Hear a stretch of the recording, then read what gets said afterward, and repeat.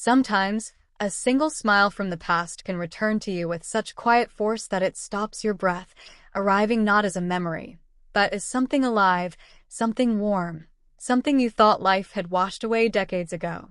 And that's exactly how it felt the moment I saw her again after nearly 40 years. One gentle, hesitant smile, and suddenly, every year between us folded into nothing. Her smile still felt like home. My name is Daniel Hart, and I'm 71 years old. I've lived a long, mostly steady life, raised children, built a modest business, lost more than I gained, and learned the quiet ways in which time teaches us what truly matters. But nothing prepared me for the day I found an old cardboard box in my attic, one filled with dusty photographs from my childhood, photographs I thought had been lost in some distant, careless move. The photos were curled at the edges, their colors faded, their corners softened. Yet the faces inside them seemed to shine with a kind of innocence I could almost feel in my hands. And in almost every picture, there she was, Emma Collins, my childhood friend. The girl with the sunlit hair, the shy laugh, and the smile that once made my entire world feel simple and safe. I sat on the attic floor for nearly an hour, holding those photos like fragile pieces of a life I had forgotten belonged to me.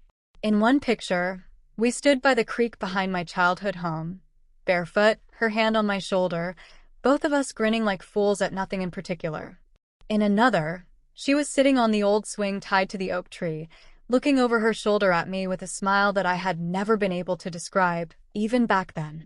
And as I looked at it, a strange ache rose in my chest, something between longing, regret, and a strange, gentle gratitude for having ever known her. My late wife, Margaret, had passed away 5 years earlier. Emma's husband, as I would later learn, had passed just 2 years after that. Life had carried us along different paths, different towns, different dreams, different families. We were childhood friends who drifted like many do, separated not by anger or betrayal, but by the simple way life pulls you toward what needs you most. Still, as I looked at those photographs, I felt something shift inside me, like a door opening to a room I had forgotten existed. That afternoon, as the soft rain tapped against the attic window, I whispered to myself, I wonder where she is now. 2 weeks later, I found out. A handwritten invitation arrived in the mail, my high school's 55-year class reunion. I nearly threw it away out of habit, but something made me pause.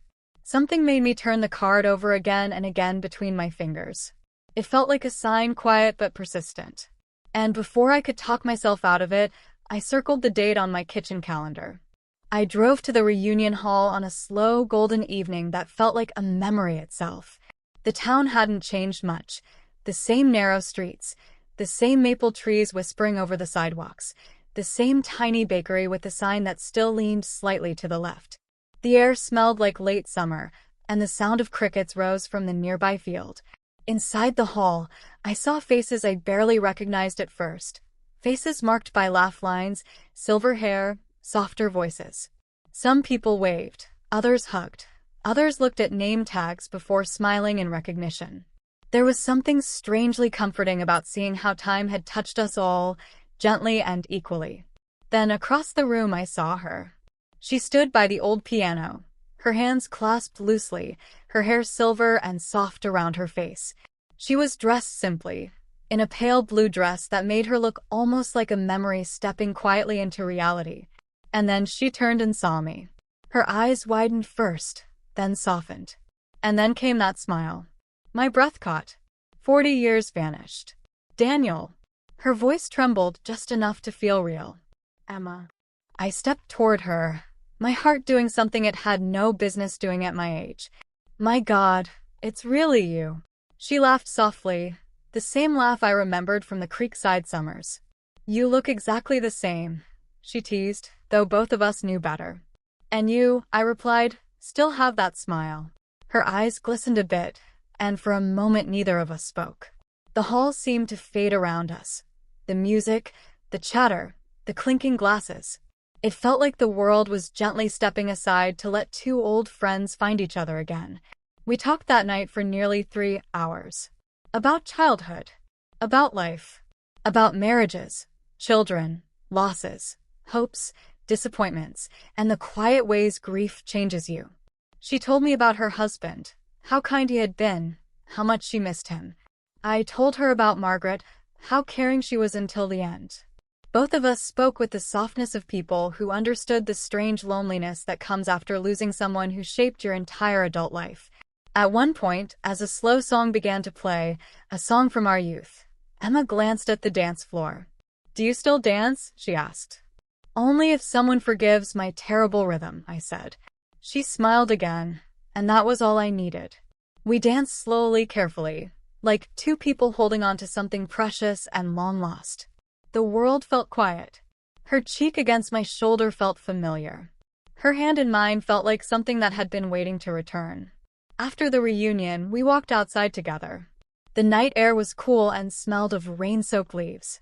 The streetlights cast soft halos along the sidewalk. "I didn't think anyone would show up tonight," she confessed. "I almost didn't come." "I'm glad you did," I said quietly. She hesitated. "It's strange, isn't it? How life circles back, how old faces feel like home when you least expect it." "It's more than strange," I whispered. "It's kind." We exchanged phone numbers, not out of formality, but with a silent understanding that this wasn't the end of anything. This was, somehow, the beginning of something new, something gentle and unexpected. Over the next 3 months, we met often. Sometimes for a coffee, sometimes for long walks around the town lake, where the air smelled like pine and ripples shimmered under the late afternoon sun. Sometimes we sat at the park, watching children play, remembering when our own kids were young. Other times we simply sat on her porch, listening to old songs on the radio, letting the evening breeze wrap around us. There were moments of grief, quiet, heavy moments when one of us would fall silent thinking about the spouse we lost. But there was no jealousy in that grief, no confusion, only understanding. Only the gentle comfort of two souls who knew what it meant to love deeply and lose deeply. One evening, after a soft rain had passed, we walked through the old neighborhood, the pavement still glistening under the streetlights. I stopped in front of a familiar house. "This was mine," I said. Emma smiled. "I remember." We stood there a long time, letting memories return like warm echoes. At one point, she slipped her hand into mine. It felt natural, easy, like something we had been doing all our lives. "Are you lonely, Daniel?" she asked quietly. "Sometimes," I admitted. "Are you?" She nodded. "More than I let people know." I turned to her. "Then maybe we don't have to be." Her eyes softened. "I'd like that." Over the next year, our companionship deepened into something neither of us dared to name out loud. It wasn't romance in the way young people speak of it. It was something softer, rooted in shared history, shared losses, shared hopes for the days we had left. We didn't rush. We didn't define anything. We simply lived slowly, kindly, together. Some evenings, she would fall asleep on the porch swing while I read a book beside her. Other evenings, she would hum old songs while I brewed tea in her kitchen.